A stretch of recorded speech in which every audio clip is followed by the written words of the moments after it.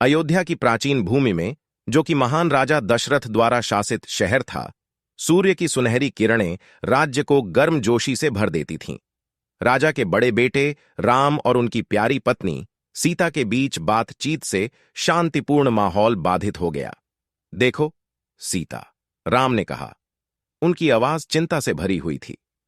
मेरे पिता ने रानी कैकेयी को जो वचन दिया था, उसके अनुसार मुझे 14 वर्ष के लिए वन में जाना होगा। उनके वचन का सम्मान करना मेरा कर्तव्य है। सीता की आंखों में आंसू आ गए। लेकिन राम, मैं तुमसे इतने लंबे समय तक अलग रहना बर्दाश्त नहीं कर सकता। जंगल खतरे से भरा है और मुझे तुम्हारी सुरक्षा का डर है। राम ने धीरे से सीता का हाथ पकड़ा और उन्हें आश्वस्त किया। चिंता मत करो मेरी प्यारी सीता, मेरा उद्देश्य अपना कर्तव्य पूरा करना है और मैं जहां भी रहूंगा तुम्हारे लिए मेरे विचार और प्यार मेरी ताकत होंगे। सीता ने सिर हिलाया। उसका दिल अभी भी दुहक से भारी है।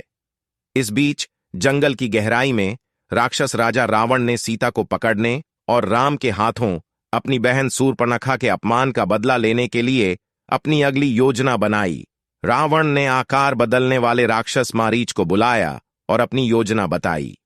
मारीच, मैं चाहता हूं कि तुम अद्वितीय सुंदरता के सुनहरे हिरण में बदल जाओ। राम और लक्ष्मण को सीता से दूर ले जाओ ताकि मैं बिना किसी प्रतिरोध के उनका अपहरण कर सकूं। राम से पार करने के परिणामों को जानते हुए मारीच झिंझका, लेकिन रावण की खतरनाक धमकी के कारण उसके पास कोई विकल्प नहीं बचा।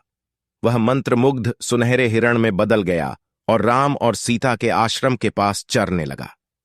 जैसे ही राम और लक्ष्मण ने अद्भुत हिरण की कहानियां सुनी, सीता की झिंझासा बढ़ गई।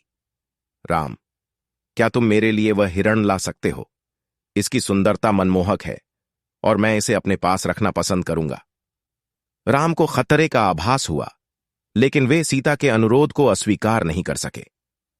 लक्ष्मण, जब तक मैं हिरण के पीछे जाऊं, सीता के पास रहो और उसकी रक्षा करो। लक्ष्मण ने सिर हिलाया। उनकी अंतरात्मा उन्हें आसन्न खतरे से आगाह कर रही थी। जैसे ही राम सुनहरे हिरण की खोज में जंगल में गहराई तक गए, जानवर उनकी पहुंच से बाहर नाचने लगा, जिससे वह आश्रम से और भी दूर चले गए। थोड़ी देर बाद हिरण रुका और राम जैसी आवाज में बोलने लगा, ओह सीता, लक्ष्मण, यह रोया, मेरी सहायता करो। सीता का हृदय कांप उठा, क्योंकि वह राम की आवाज पहचान गई थी। उन्होंने लक्ष्मण से उनकी सहायता के लिए जाने का आग्रह किया। लक्ष्मण, कुछ गड़बड़ है, कृपया जाएं और राम की सुरक्षा सुनिश्चित करें।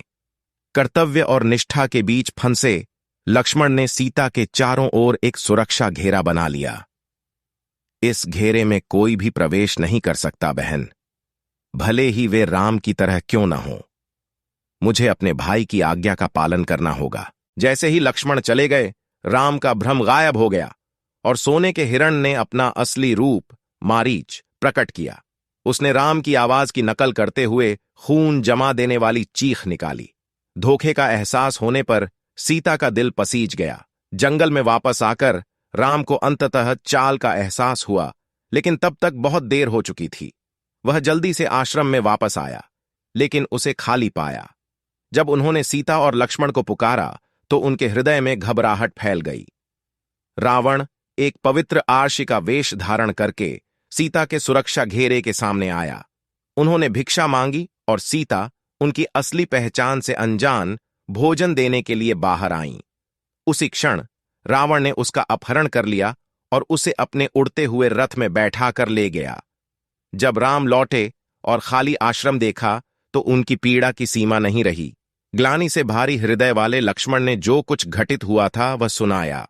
सीता को बचाने के लिए दृढ़ संकल्पित राम ने एक ऐसी यात्रा की तैयारी की जो अंधेरे की ताकतों के खिलाफ महाकाव्य अनुपात की लड़ाई की ओर ले जाएगी, और इस तरह अपनी प्रिय सीता को राक्षस राजा रावण के चंगुल से बचाने के लिए राम की अथक खोज की कहानी शुरू हुई, जिसने रामायण की पौराणिक गाथा के लिए मंच तैयार किया।